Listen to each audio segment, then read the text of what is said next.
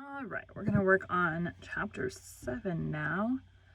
Like I've said before, I always make sure that I am a couple episodes out. So today is a Saturday for me, so I'm going to, basically this is what I'm doing for at least the next little while. Welcome to Bite at a Time Books, where we read you your favorite classics one bite at a time. My name is Bree Carlile, and I love to read and wanted to share my passion with listeners like you. Today we will be continuing Peter Pan by J.M. Barrie.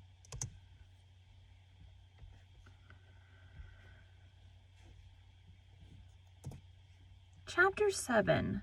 The Home Under the Ground. One of the first things Peter did next day was to measure Wendy and John and Michael for hollow trees. Hook, you remember, had sneered at the boys for thinking they needed a tree apiece, but this was ignorance, for unless your tree fitted you, it was difficult to go up and down, and no two of the boys were quite the same size. Once you fitted, you drew in your breath at the top, and down you went at exactly the right speed, while to ascend you drew in and let out alternately, and so wiggled up. Of course, when you've mastered the action, you are able to do these things without thinking of them, and nothing can be more graceful. But you simply must fit, and Peter measures you for your tree as carefully as for a suit of clothes, the only difference being that the clothes are made to fit you, while you have to be made to fit the tree. Usually it is done quite easily, as by your wearing too many garments or too few, but if you are bumpy in awkward places, or the only available tree is an odd shape, Peter does some things to you, and after that you fit. Once you fit, great care must be taken to go on fitting, and this, as Wendy was to discover to her delight, keeps a whole family in perfect condition. Wendy and Michael fitted their trees at the first try, but John had to be altered a little. After a few days' practice, they could go up and down as gaily as buckets in a well, and how ardently they grew to love their home under the ground, especially Wendy. It consisted of one large room, as all houses should do, with a floor in which you could dig if you wanted to go fishing, and in this floor grew stout mushrooms of a charming color, which were used as stools. I accidentally exited out of my video. Oops. Okay. So we are using mushrooms as stools. A never tree tried hard to grow in the center of the room, but every morning they sawed the trunk through level with the floor. By tea time it was always about 2 feet high, and then they put a door on top of it, the whole thus becoming a table. As soon as they cleared away, they sawed off the trunk again, and thus there was more room to play. There was an enormous fireplace which was in almost any part of the room where you cared to light it, and across this Wendy stretched strings made of fiber from which she suspended her washing. The bed was tilted against the wall by day and let down at 6:30 when it filled nearly half the room and all the boys slept in it, except Michael, lying like sardines in a tin. There was a strict rule against turning round until one gave the signal, when all turned at once. Michael should have used it also, but Wendy would have a baby, and he was the littlest, and you know what women are, and the short and long of it is that he was hung up in a basket.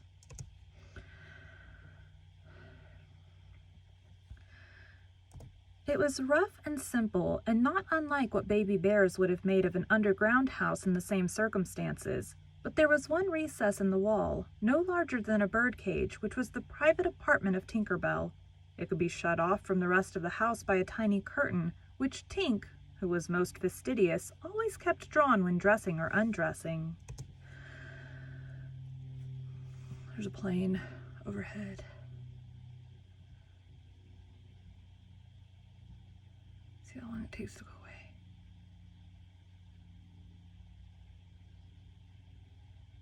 And now there's police cars. Sometimes recording is quiet, and sometimes it is really not.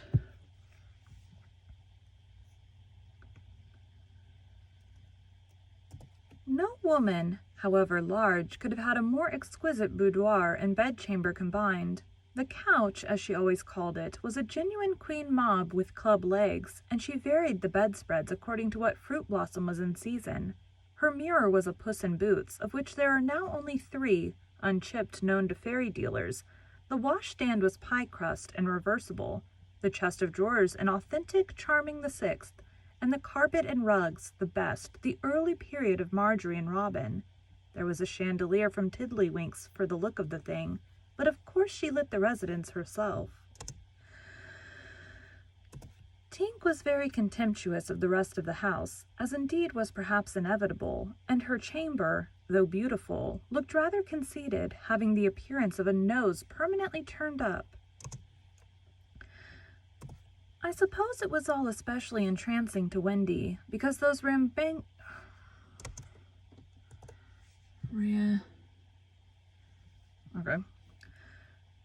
I suppose it was all especially entrancing to Wendy, because those rampagious boys of hers gave her so much to do.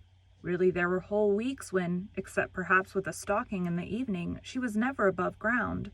The cooking, I can tell you, kept her nose to the pot, and even if there was nothing in it, even if there was no pot, she had to keep watching that it came a boil just the same.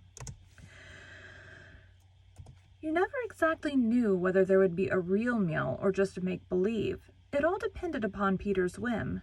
He could eat, really eat, if it was part of a game, but he could not stodge just to feel stodgy, which is what most children like better than anything else.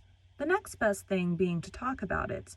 Make-believe was so real to him that during a meal of it you could see him getting rounder. Of course, it was trying, but you simply had to follow his lead, and if you could prove to him that you were getting loose for your tree, he let you stodge. Wendy's favorite time for sewing and darning was after they had all gone to bed. Then, as she expressed it, she had a breathing time for herself, and she occupied it in making new things for them, and putting double pieces on the knees, for they were almost frightfully hard on their knees. When she sat down to a basket full of their stockings, every heel with a hole in it, she would fling up her arms and exclaim, "Oh dear, I am sure I sometimes think spinsters are to be envied." Her face beamed when she exclaimed this.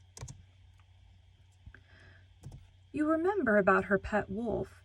Well, it very soon discovered that she had come to the island, and it found her out, and they just ran into each other's arms. After that, it followed her about everywhere. As time wore on, did she think much...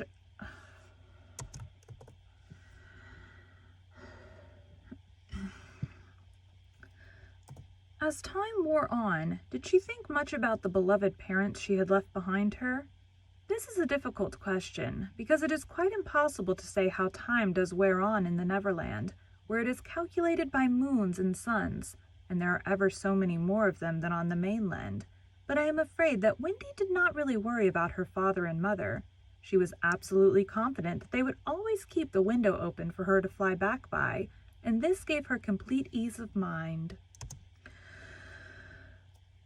What did disturb her at times was that John remembered his parents vaguely only, as people he had once known, while Michael was quite willing to believe that she was really his mother. These things scared her a little, and nobly anxious to do her duty, she tried to fix the old life in their minds by setting them examination papers on it, as like as possible to the one she used to do at school. The other boys thought this awfully interesting and insisted on joining, and they made slates for themselves and sat round the table, writing and thinking hard about the questions she had written on another slate and passed round. They were the most ordinary questions. What was the color of Mother's eyes? Which was taller, father or mother? Was Mother blonde or brunette? Answer all 3 questions if possible. A. Write an essay of not less than 40 words on how I spent my last holidays, or the characters of fathers and mother compared. Only one of these to be attempted. Or 1. Describe Mother's laugh. 2. Describe Father's laugh. 3. Describe Mother's party dress. 4. Describe the kennel and its inmate. They were just everyday questions like these, and when you could not answer them, you were told to make a cross, and it was really dreadful what a number of crosses even John made. Of course, the only boy who replied to every question was Slightly, and no one could have been more hopeful of coming out first, but his answers were perfectly ridiculous, and he really came out last, a melancholy thing. Peter did not compete. For one thing, he despised all mothers except Wendy, and for another, he was the only boy on the island who could neither write nor spell, not the smallest word. He was above all that sort of thing. By the way, the questions were all written in the past tense. What was the color of Mother's eyes, and so on. Wendy, you see, had been forgetting too.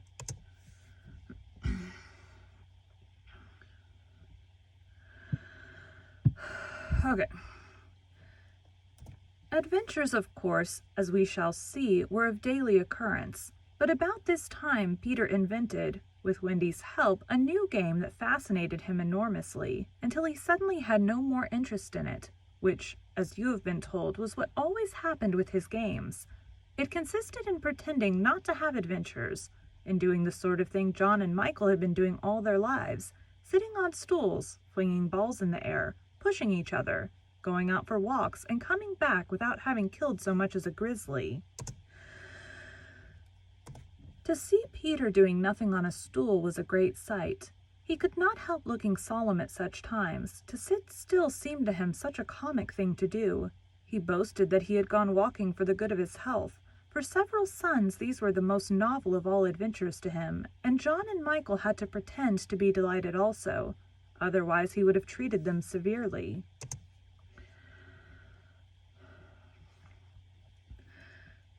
He often went out alone, and when he came back, you were never absolutely certain whether he had an adventure or not. Excuse me. He might have forgotten it so completely that he had said nothing about it, and then when you went out, you found the body. And on the other hand, he might say a great deal about it, and yet you could not find the body.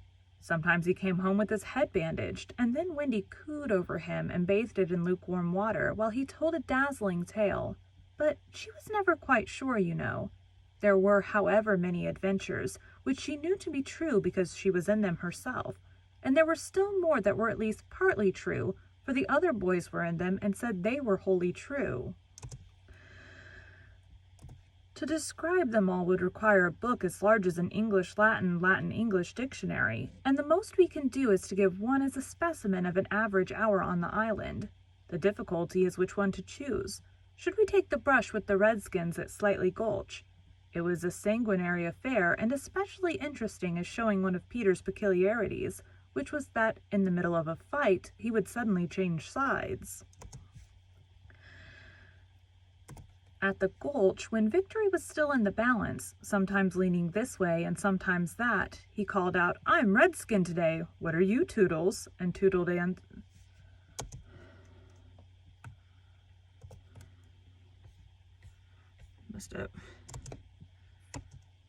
fight, he would suddenly change sides.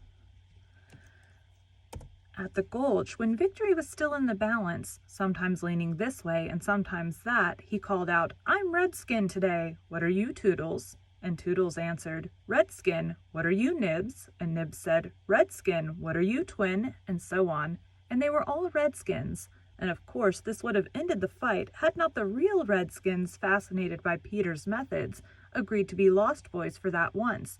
And so at it they all went again, more fiercely than ever. The extraordinary upshot of this adventure was, but we have not decided yet that this is the adventure we are to narrate. Perhaps a better one would be the night attack by the Redskins on the house under the ground, when several of them struck in the hollow trees and had to be pulled out like corks. Not struck, stuck. The extraordinary upshot of this adventure was, but we have not decided yet that this is the adventure we are to narrate. Perhaps a better one would be the night attack by the Redskins on the house under the ground, when several of them stuck in the hollow trees and had to be pulled out like corks. Or we might tell how Peter saved Tiger Lily's life in the Mermaid's Lagoon, and so made her his ally. Or we could tell of that cake the pirates cooked so that the boys might eat it and perish, and how they placed it in one cunning spot after another. but always Wendy snatched it from the hands of her children, so that in time it lost its succulence and became as hard as a stone and was used as a missile, and Hook fell over it in the dark.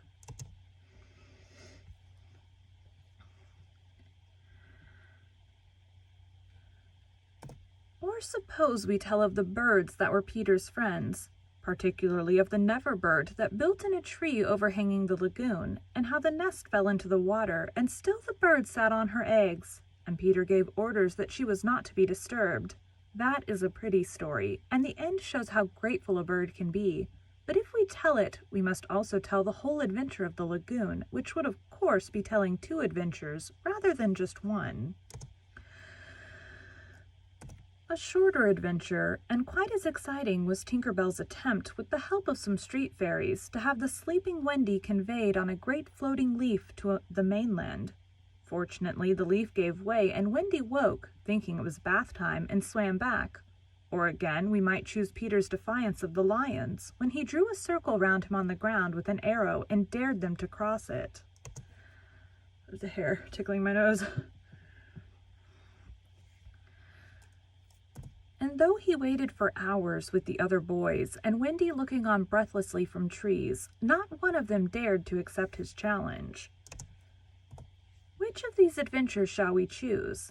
The best way will be to toss for it. I have tossed, and the lagoon has won. This almost makes one wish that the gulch or the cake or Tink's leaf had won. Of course, I could do it again and make it best out of 3. However, perhaps fairest to stick to the lagoon.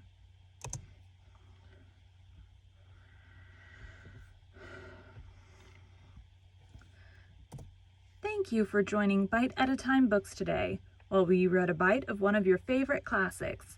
If you enjoyed today's bite, please drop us a review on your favorite podcast platform. Also, be sure to check us on our website, www.biteatatimebooks.com, or all the social media at Bite at a Time Books.